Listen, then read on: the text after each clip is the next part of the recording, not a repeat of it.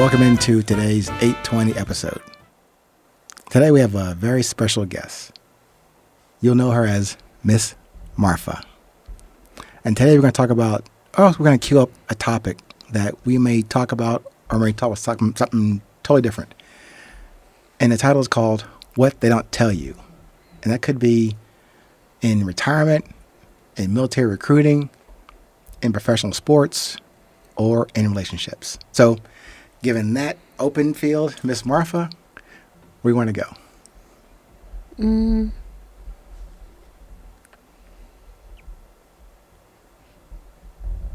It's your floor.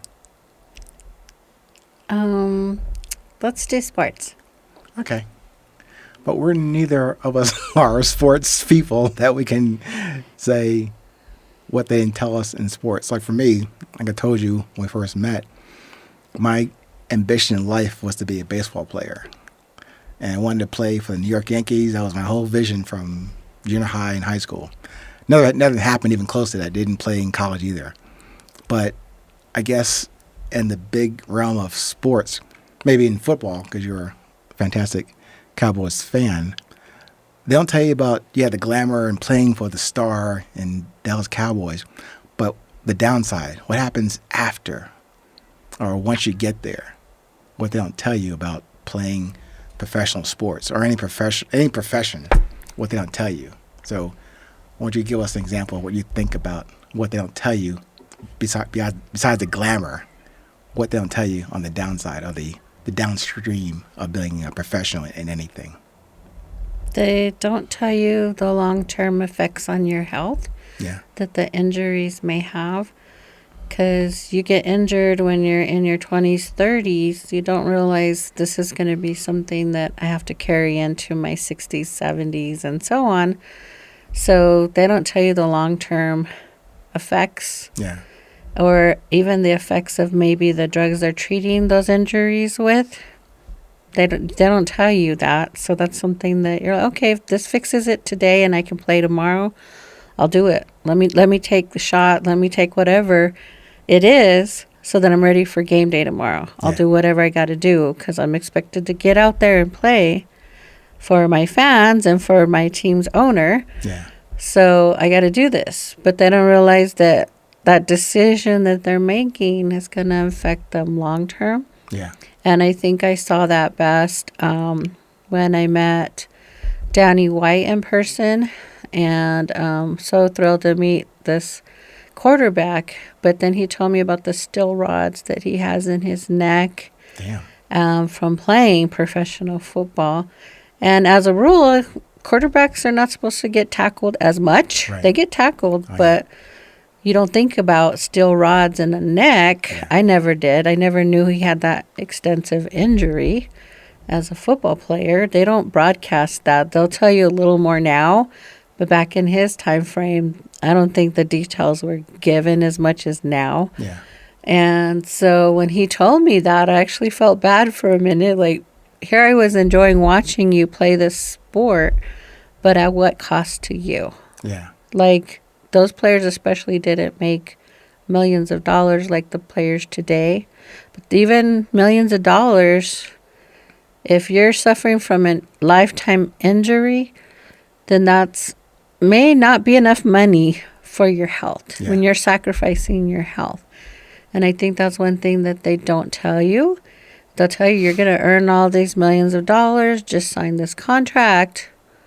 But at the same time, you're putting yourself at risk with your health and their lifestyle because some people don't know how to handle finances. They weren't raised, in an affluent home, or they weren't taught how to handle finances. So if you get it $4 million tomorrow, you may not know how to handle that. Right. And then they make choices that they end up with none of that when it's time to stop playing that sport, and then it leads to other factors that happen. So I think it's very sad that they suffer those injuries, and especially the concussions and the brain damages that can occur from those concussions. Because another one of my favorite running backs, Antonio Dorsett, when I read an article about his injuries and the brain trauma that he has to this day. Again, it made me sad because this was a player I loved watching play and watching him run, and to think that now he's suffering from that game that he loved playing, but now he's suffering from those injuries still. Yeah. And it's not the day after the game. This is, 30 years after that game or 40 years after that game, but he's still suffering. Well, let's take that example. I know you're an avid Cowboys fan, but in this case, Danny White, when you saw him, met with him, was he visibly uncomfortable with those rods in his neck, or was it obvious that he was suffering from that, or just something you couldn't tell? If he hadn't told you that, would you not be able to tell that he has rods in his neck? I would have not been able to tell, but now looking at the photographs, because I have photographs, he was pretty stiff. Like his neck was in that one position. I would not have been able to tell though. Just talking to him, saying hello, and getting autographs, but yeah, you can tell how he's kind of stiff. Like when you have neck pain, there's a stiffness, or maybe you can't move it as well or as bendable as it should be. But yeah, he did have a stiffness to him. I just wonder about that because even though we're talking about the Cowboys players that you have followed and idolized for a long time, and as many people have different teams that they're Any sport. But now relate that to even military or even relationships. You know about all the goodness about you meet your partner or whatever in life and it's gonna be great, but no one tells you about. Or I guess you can never know what are the downstream effects of your decisions that you made without the proper input. Does that make any sense? I don't know how to get to the answer. I have no answers in no podcast I put together. But how do you determine to ask the question about the how will I do after I've done this? How will I get through this? Is that a question that we could at least address or trying to get some clarity on? How would you even ask that question when you're starting out? You would know to ask those questions, but they would never tell you that either. I think if you talk about relationships, don't ignore the red flags, because I know that was my biggest mistake. Okay, they did that, but you can overlook that. But I think the more you start ignoring them, the bigger the problem becomes, and it kind of snowballs, as they say, and then you're like, why did I even ignore the first one? But I did. I chose to ignore it. And I think because we want that relationship so badly, or we want to be in love so badly, sometimes it's not even the person, it's just we want to be in love. And I think those red flags, the more we ignore them, the bigger it becomes. And also, if you have, or if you don't have a connection with that person, then something like the pandemic happens, and now you're sitting at home 24 hours with this person, and now you don't know how to communicate with them or have anything, and you can make that connection on because there really wasn't there to begin with.